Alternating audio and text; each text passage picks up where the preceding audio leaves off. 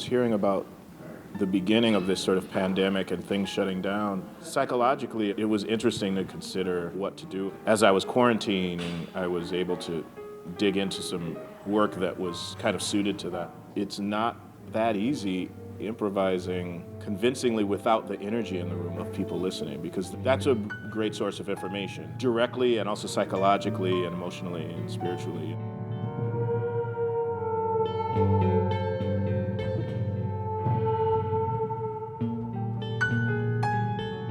Since I was 21 years old, I've been basically traveling for at least a third to a half of the year.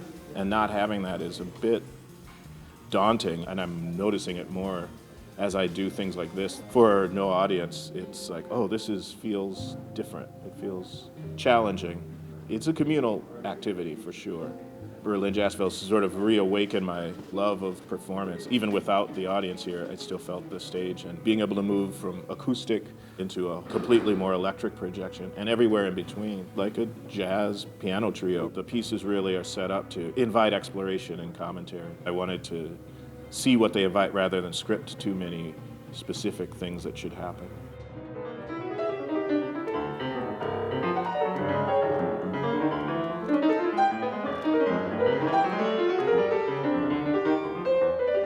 There's work to be done to prepare for when this thing's over. It's just one of those interesting problems, because when I was touring a lot, I would often complain about not having the time.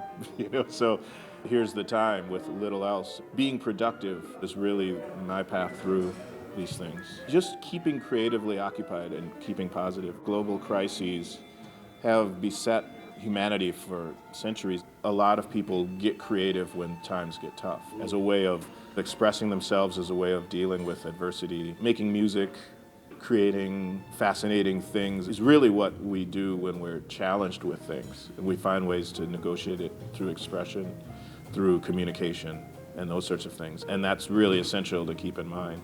So this isn't a time to stop being creative. This is a time to actually dig in.